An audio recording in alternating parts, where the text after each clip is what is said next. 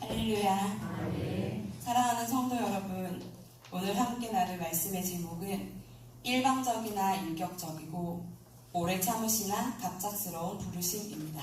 좀 길죠? 혹시 설득의 심리학이라는 책을 아십니까? 저는 전공이 두 개였는데요. 하나는 영어 영문학이고 하나는 심리학이었습니다. 심리학과 교수님이 처음에 심리학 개론 수업에서 하신 말씀이 아직도 기억이 나는데요. 심리학 전공을 하는 사람들은 딱 두 종류라고 하시더라고요. 나는 왜 이 모양인가 하는 사람과 얘는 왜 이 모양인가 궁금한 사람 딱 두 종류라고 하셨습니다. 심리학 공부에 한참 재미를 붙이고 있을 때 교회 친구가 설득의 심리학이라는 책을 선물해 주었는데요. 이 책에는 사람들의 마음을 어떻게 움직이게 할 것인가를 6가지 방법으로 소개하고 있습니다. 이 시대의 수많은 마케팅 전략들과 상술들을 조목조목 설명한 책입니다. 저는 그 책을 읽으면서 왜 사람들이 이단에 빠지는지 깨달았습니다. 이 6가지 방법은 상호성, 일관성, 사회적 증거, 호감, 권위, 희소성 이렇게인데, 일단 상호성이란 사람은 받은 만큼 되갚아야 한다는 심리 때문에 작은 호의라도 받으면 상대의 요청을 들어주려는 경향이 있다는 것입니다. 또한 사회적 증거라는 것은 다른 사람들이 어떻게 행동하는지 보고 자신도 따라하게 되는 것을 이야기합니다.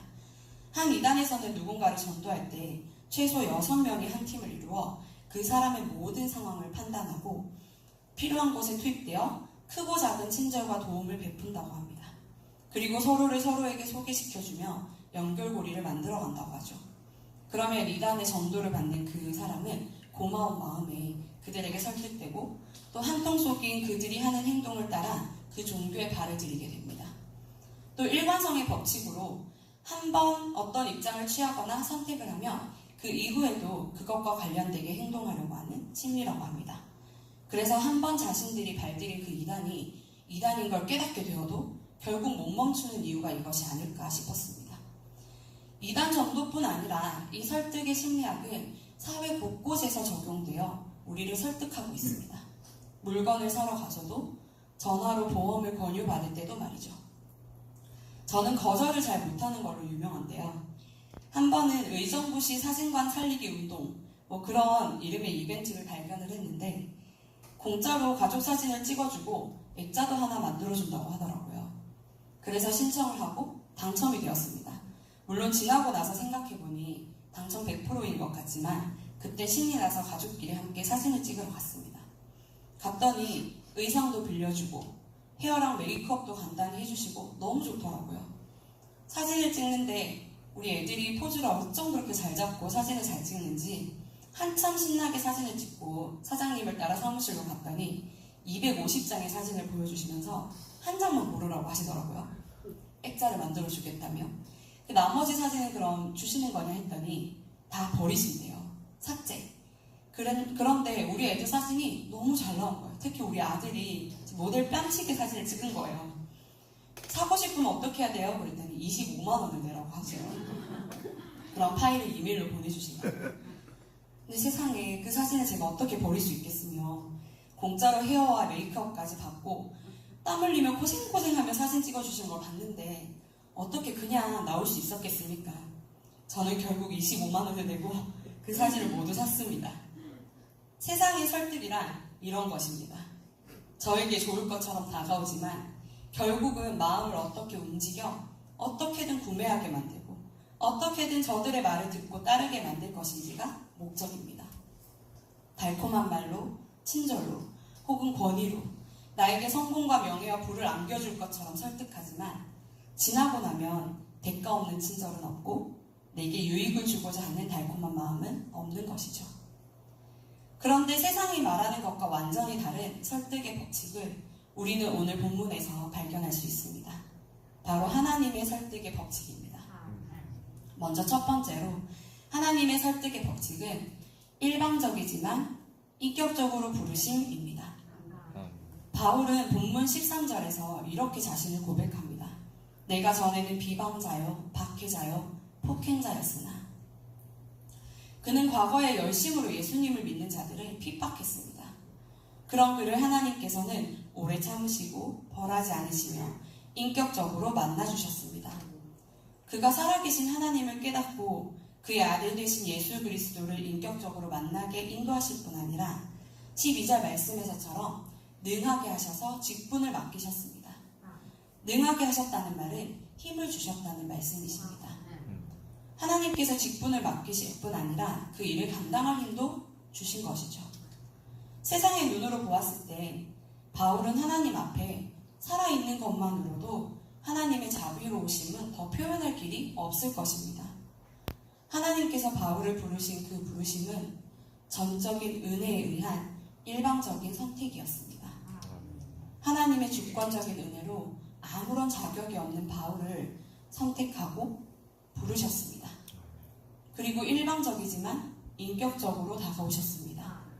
바울이 예수 그리스도를 인격적으로 만나고 그 앞에서 자신이 얼마나 죄인인지를 깨달으며 복음을 믿고 받아들이도록 은혜를 베푸셨습니다. 죄인들을 구원하러 오신 예수님을 믿게 하심으로 처절하게 자신의 죄를 고백하며 삶이 변화되도록 설득하셨습니다. 하나님의 설득은 이렇게 일방적이지만 인격적이십니다. 우리를 오늘 이 자리로 부르신 하나님은 어떠하십니까? 우리는 각기 다른 직분으로 하나님께 부르심을 받았습니다. 바울과 다를 바 없는 죄인인 우리에게는 하나님의 자녀로, 하나님의 일꾼으로 설 만한 자격이 전혀 없는데 하나님께서는 하나님의 주권적인 선택으로 우리를 택하시고 부르셨습니다. 그리고 끊임없이 하나님을 드러내시며 그 은혜 안에 우리가 감사하며 나아오도록 인도하고 계십니다.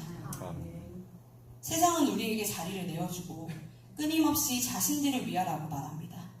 그러나 하나님께서는 우리에게 전적인 은혜로 구원하여 주실 뿐 아니라 능력을 주셔서 직분을 감당하게 하시고 오히려 우리를 위하여 끊임없이 은혜를 베푸십니다. 두 번째로 하나님의 설득의 법칙은 오래 참으시지만 갑작스러운 부르심입니다. 바울이 다메섹으로 가는 길 위에서 호련히 하늘로부터 빛이 있었고 그렇게 예수님은 바울을 찾아오셨습니다. 예수님을 거역하고 거절하고 예수님 믿는 자들을 죽이기까지 핍박하는 바울에게 예수님께서는 찾아오셔서 만나주시고 변화시키셔서 사명자의 삶으로 변화시키셨습니다. 주님은 바울을 오래 참으시며 기다리시다가 어느 순간 예기치 않게 결정적인 순간에 부르셨습니다. 그리고 그 이유가 오늘 본문 말씀 16절에 나타나 있습니다. 그러나 내가 긍휼을 입은 까닭은 예수 그리스도께서 내게 먼저 일체 오래 참으심을 보이사 후에 주를 믿어 영생 얻는 자들에게 본이 되게 하려 하심이라. 아멘. 하나님께서 오래 참으시는 이유는 베드로 후서에서도 나타납니다. 베드로 후서 3장 9절을 함께 읽어볼까요? 베드로 후서 3장 9절입니다. 신약성경 386페이지입니다. 베드로 후서 3장 9절 말씀입니다.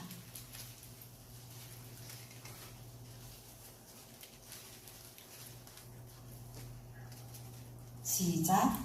주의 약속은 어떤 이들이 버리라고 생각하는 것 같이 버린 것이 아니라 오직 주께서는 너희를 대하여 오래 참으사 아무도 멸망하지 아니하고 다 회개하기에 이르기를 원하시느니라. 아멘. 하나님께서는 바울을 통하여 죄인을 멸하거나 심판하지 않으시고 사랑과 긍휼하심으로 기다려주심을 보여주셨습니다. 단순히 벌하시기를 미루시는 것이 아니라 사람들이 하나님 앞에 돌아오기를 기다리는 적극적인 사랑의 표현입니다. 앞으로 얻게 될 수많은 사람들에게 하나님이 어떤 분이신지를 보여주시는 오래 참음의 설득입니다. 그리고 때가 되었을 때 어느 날 갑자기 하나님은 우리 마음에 깊이 찾아오셔서 우리를 하나님의 자녀로, 일꾼으로, 제자로 부르십니다. 하나님께서는 오늘날에도 죄인 하나가 회개하고 돌아오기를 오래 참고 기다리십니다. 그리고 그 사람이 돌이켜 하나님의 품으로 돌아왔을 때 그 삶은 또 다른 누군가에게 하나님의 오래 참으시나 결국 갑작스럽게 부르시고야만은 설득의 증거가 됩니다. 저와 여러분도 여러분의 삶도 하나님의 사랑과 긍휼의 증거가 되길 원합니다. 디모데전서는 바울이 사역의 마지막 즈음에서 사랑하는 영적 아들인 디모데에게 목회적 가르침을 주는 서신입니다. 교회의 질서 확립과 건강한 신앙의 유산을 전수하고 새로운 다음 세대를 세워가는 디모데전서가 마치 우리 교회의 상황과 매우 비슷하게 여겨집니다. 우리도 바울처럼 우리를 지금까지 이곳에서 충성되이 여기사 직분을 허락하시고 능히 감당할 힘도 주시는 하나님께 감사하는 저와 여러분이 되시기를 소원합니다. 믿지 않는 자들을, 믿음이 연약한 자들을, 또한 우리의 다음 세대를 세상의 방법으로 설득하지 않고 하나님의 방법대로 설득할 수 있기를 소원합니다. 죄인인 우리를 오래 참으시고 전적인 하나님의 은혜로 불러주시며 인격적으로 만나주시고 결국은 어느 순간 변화시키시고 성장시키시는 하나님을 찬양하며 다른 이들에게 하나님의 인내와 사랑을 보여주는 본이 되는 저와 여러분이 되시기를 소원합니다. 기도하시겠습니다.